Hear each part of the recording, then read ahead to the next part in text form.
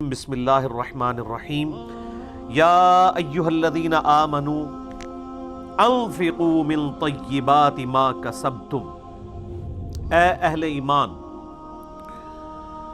خرچ کرو ان عمدہ چیزوں میں سے، پاکیزہ چیزوں میں سے جو تم نے کمائی ہے۔ تو یہ پہلی قید تو لگا دی کہ وہ چیز پاکیزہ ہونی چاہیے، حرام کا مال نہیں۔ یعنی طیبات کا اگر ہم ظاہری معنی لیں گے تو وہ پاکیزہ چیز، اور اگر اس کو روحانی طور پہ دیکھیں گے تو پھر اس میں وہ ساری چیزیں، وہ تمام شرائط داخل ہوں گی جو اللہ تعالیٰ کو ریکوائرڈ ہے۔ یعنی ریاکاری سے بھی پاک ہو، اور حلال طریقے سے کمایا گیا ہو، خود بھی مال حلال ہو، اور حلال مال میں بھی ردی مال نہ ہو بلکہ عمدہ مال ہو۔ وَمِمَّا أَخْرَجْنَا لَكُم مِّنَ الْأَرْضِ، اور اس میں سے بھی جو ہم نے نکالا ہے تمہارے لیے زمین میں سے۔ یعنی ایک تو وہ مال ہے جو آپ کے پاس کنز کی شکل میں، چاہے وہ کرنسی کی شکل میں ہے، سونے کی شکل میں، چاندی کی شکل میں، اس کا آپ نے 40واں حصہ یا اسے 2.5% کہہ لیں، وہ زکوٰۃ کے طور پہ آپ نے دینا ہی دینا ہے سال میں ایک دفعہ۔ اور جو زمین اگاتی ہے اس میں پھر آپ کو پتہ ہے 4 گنا زکوٰۃ ہے، اسے عشر کہا جاتا ہے۔ تو وہ ٹوٹل آمدن کا 10واں حصہ ہوتا ہے۔ یہ تو 40واں ہوتا ہے، وہ 10واں ہوتا ہے، یعنی 100 میں سے 10 روپے۔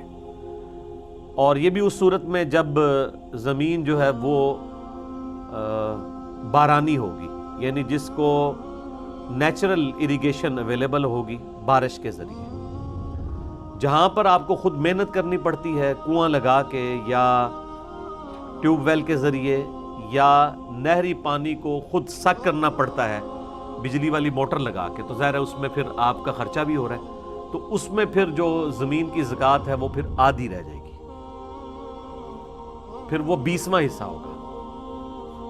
زکوٰۃ 40واں حصہ ہوتا ہے، یعنی جو بھی رقم ہے ڈیوائیڈڈ بائی 40، 100 کو 40 پہ ڈیوائیڈ کرے تو کیا آنسر آتا ہے؟ 2.5۔ 40واں حصہ اور پرسنٹیج میں 2.5%، 2.5%۔ عشر جو ہے وہ 10واں حصہ، اور پرسنٹیج میں بھی وہ 10% ہی بنے گا، کیونکہ 100 کا 10واں 10%۔ اور اگر آپ کو خود ان پٹ دینی پڑ رہی ہے، آپ کا ٹیوب ویل کا خرچ آ رہا ہے اور نیچرل اریگیشن نہیں ہے، پھر اللہ تعالیٰ نے آپ کو آدھی زکوٰۃ بھی زمین کی معاف کر دی ہے، پھر آپ نے 20واں حصہ دینا ہے ڈیوائیڈڈ بائی 20۔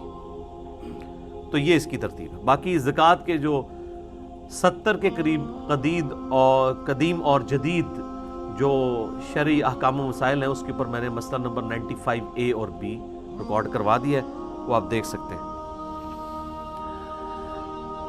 وَلَا تَيَمَّمُوا الْخَبِيثَ مِنْهُ تُنْفِقُونَ وَلَسْتُمْ بِآخِذِيهِ، یہ بہت زبردست بات آ رہی ہے۔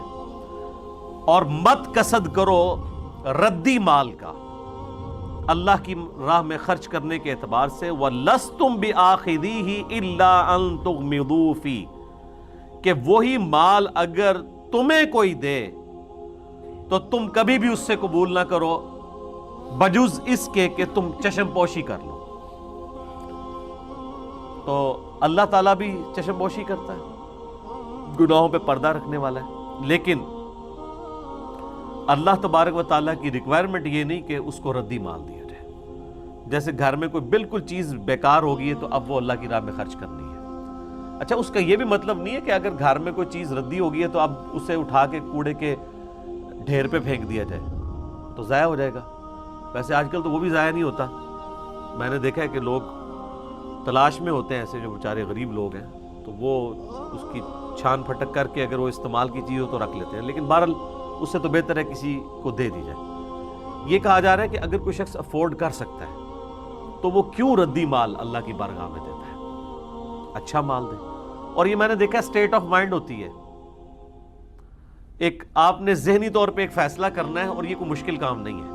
ویسے بڑا عجیب لگ رہا ہوتا ہے کہ آپ نیا جوڑا کسی کو لے کے گفٹ کریں، یا اسی طریقے سے نئی چیز کوئی کسی کو گفٹ کریں، کسی غریب بندے کو، انسان کی کوشش ہوتی ہے کہ پرانا دیا جائے۔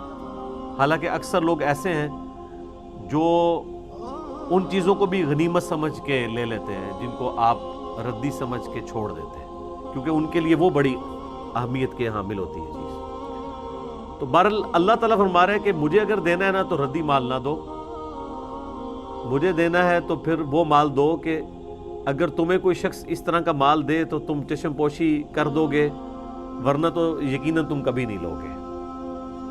اور اسی کا کلائمیکس ہے وہ سورہ آل عمران کی آیت جو چوتھے پارے کے سٹارٹ میں ہے، لن تنالوا البر حتی تنفقوا مما تحبون، ہرگز نہیں، کبھی بھی تم نیکی کے اعلیٰ درجے کو نہیں پہنچ سکتے جب تک کہ اپنی پسندیدہ چیزیں اپنے رب کے حضور پیش نہ کرو۔